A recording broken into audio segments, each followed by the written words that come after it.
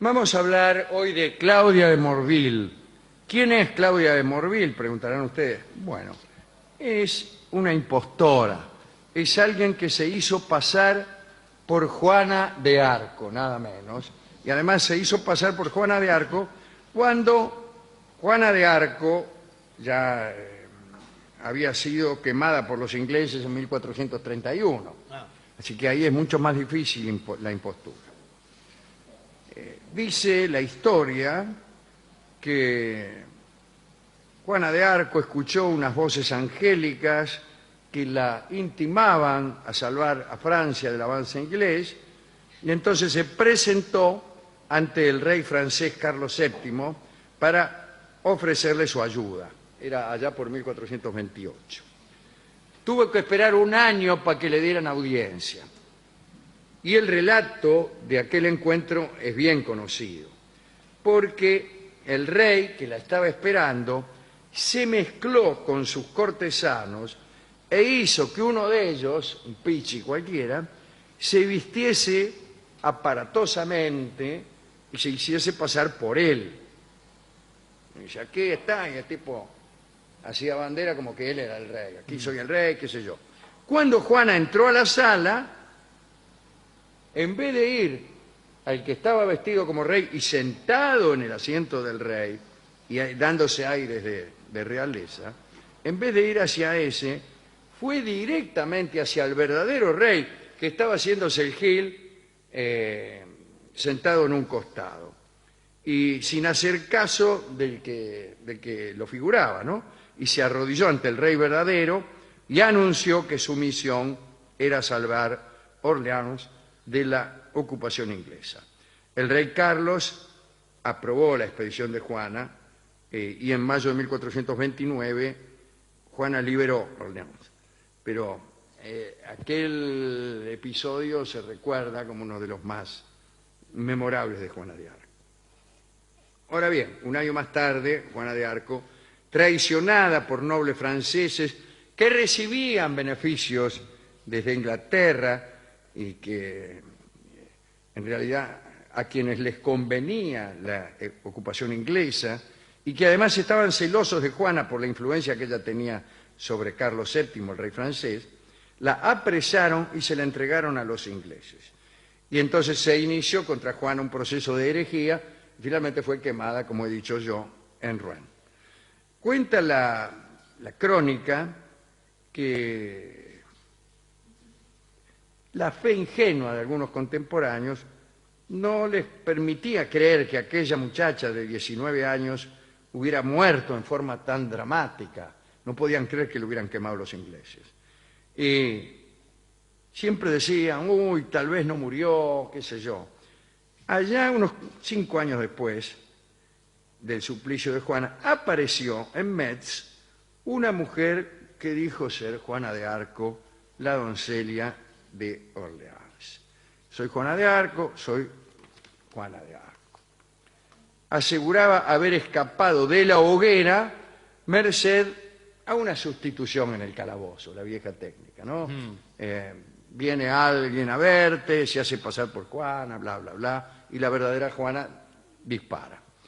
Decía esta mujer que una bruja condenada por la Inquisición era la que verdaderamente había ardido y que ella, Juana, se había escapado del castillo de Rouen por un túnel. Por supuesto era todo falso, pero la gente empezó a creerle. La muchacha que se hacía pasar por Juana de Arco se llamaba en realidad Claudia de Morville y tenía un asombroso parecido con Juana que la ayudó a engañar no solamente al pueblo, sino también a las más altas autoridades. El caso es que Claudia se presentó en todas partes como si fuera Juana de Arco. Y hay que decir, eso sí, que su conducta era absolutamente contraria a la de la verdadera Juana. Aunque los conflictos con Inglaterra continuaban, ella no pensaba ni en batallas ni en guerras, sino en aprovechar la impostura con fines lucrativos. Entonces se hacía invitar la mena a las casas nobles para chupar de ojo, para ser halagada con banquetes, vestidos y joyas, y contar sus proezas, sus visiones y dejar extáticos a sus benefactores. Un haz de cartón, ¿no? Con admirable desfachatez, Claudia se presentó ante todos los que habían sido compañeros de armas de Juana y los engañó. Allí estaba nada menos que Gilles de Rais, el Barba Azul, el verdadero, el Barba Azul histórico, ¿no? Que después Perrault inmortalizó en un cuento, aquel asesino de mujeres. Y Gilles de Rais la había amado mucho, pero sin lograr conquistarla, a Juana de Arco, ¿no? Y, bueno, por aquel entonces ya se dedicaba a cometer los peores crímenes y depravaciones. Y Gilles de Rais cayó en la trampa y, maravillado por el milagro del regreso de Juana, rindió amor a la impostura. Claudia de Morville recibió como regalo un castillo, cartas de amor y promesas de lealtad eterna. Cuando el enamorado empezó a acercársele peligrosamente, Claudia se alejó de él para siempre, pero se quedó con el castillo. Marchó hacia Luxemburgo, donde la esperaba para agasajarla en el palacio de Arlon el duque del lugar. Bueno, allí Claudia fue cortejada por otro nombre, Ulrich de Württemberg, que también estaba de visita en la casa del duque de Luxemburgo, y Ulrich le regaló una armadura de oro, caballos, vestido suntuoso, de todo. A Claudia, más allá de los obsequios, le gustó aquel caballero y lo hizo su amante. Orgulloso entonces, Ulrich se jactaba de haber destruido el apodo de doncella de Orleans, con que se la conocía a Juana desde el momento de la gesta. La verdad es que Claudia de Morville había perdido la doncellez hacía mucho tiempo.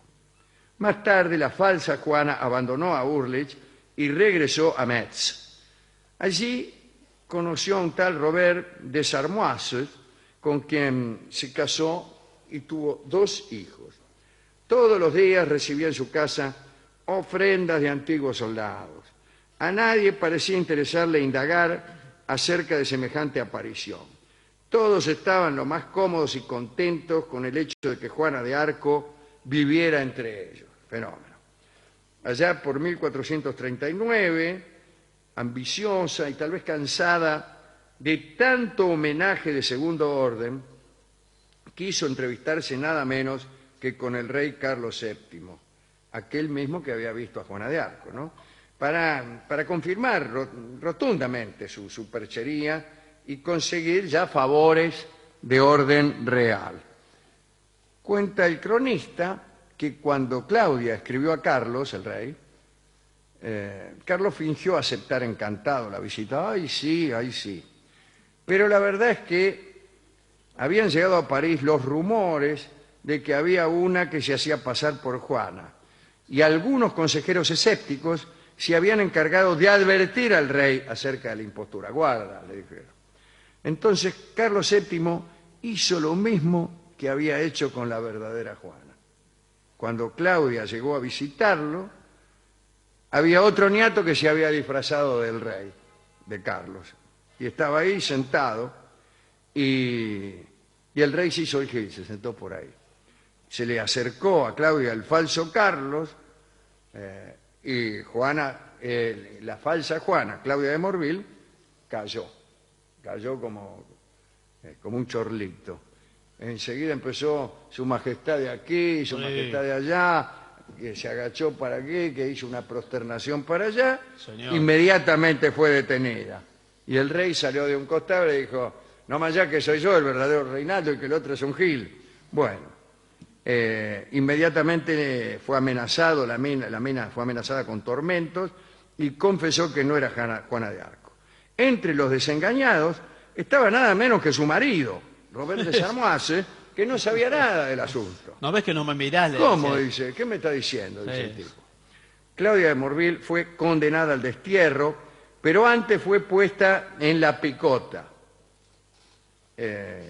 a la puerta de la cárcel, para que una multitud la viera y le insultara.